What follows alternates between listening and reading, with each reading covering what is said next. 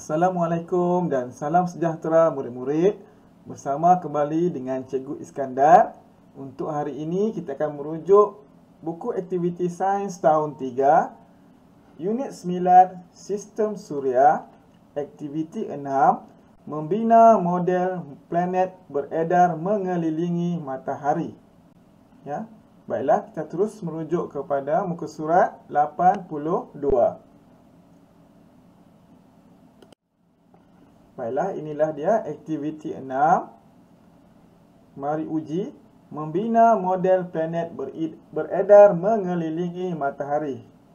Jadi murid-murid boleh perhatikan di sini, ini merupakan satu eksperimen ringkas yang fokus kepada peredaran planet mengelilingi matahari, ya.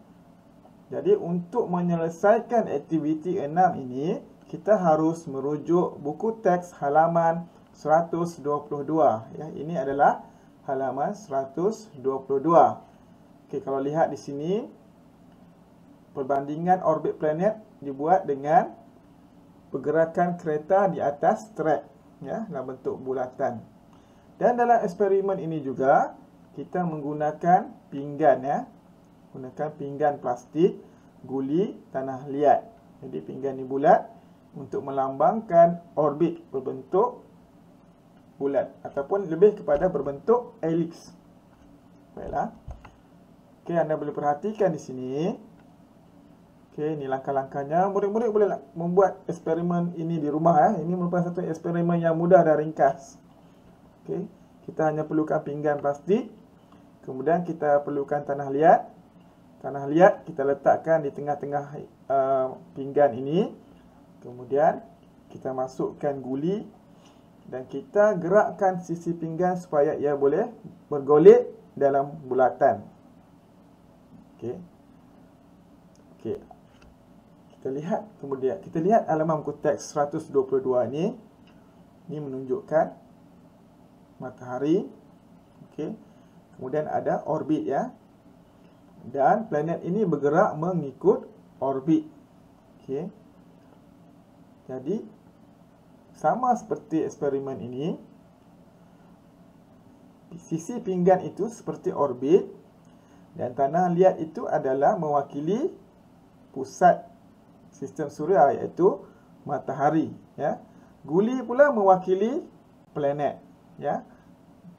Okey, planet bergerak mengelilingi matahari mengikut orbit.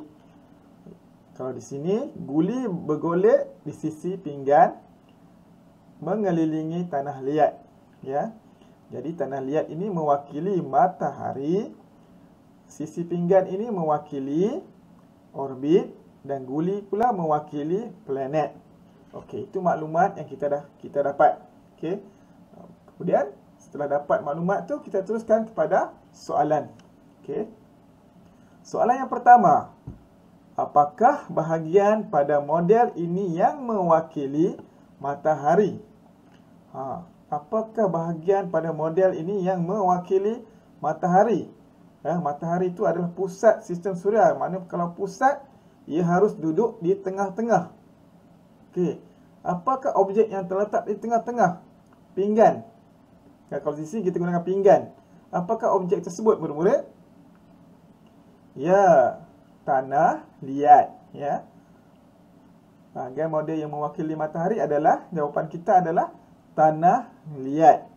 Seterusnya yang kedua, apakah bahagian pada model ini yang mewakili planet? Cikgu dah nyatakan tadi. Kalau tanah liat tadi mewakili matahari, yang mewakili planet, apakah objeknya di sini? Murid-murid, jawapan anda? Ya, betul. Guli mewakili planet. Jadi jawapan kita yang kedua adalah guli. Okey. Yang ketiga, bagaimanakah model ini boleh menerangkan pergerakan planet? Okey. Okey, ya. Kita lihat di sini. Guli bergerak mengelilingi tanah liat di sisi pinggan. Okey, itu konsep dia. Guli bergerak mengelilingi tanah liat di sisi pinggan dalam bulatan. Okey, dalam bulatan. Seperti, sama seperti pergerakan planet mengelilingi matahari mengikut orbit. Okey, harap murid-murid boleh faham ya. Okey, berdasarkan kefahaman murid-murid, jadi sila jawab soalan-soalan aktiviti 6. Kemudian selepas ini cikgu akan tunjukkan jawapan cikgu untuk kamu buat perbandingan. Selamat menjawab.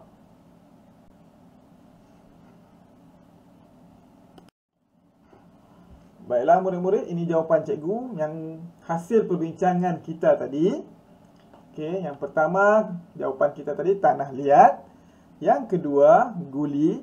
Yang ketiga guli bergerak mengelilingi tanah liat di sisi pinggan dalam bulatan seperti pergerakan planet mengelilingi matahari mengikut orbit.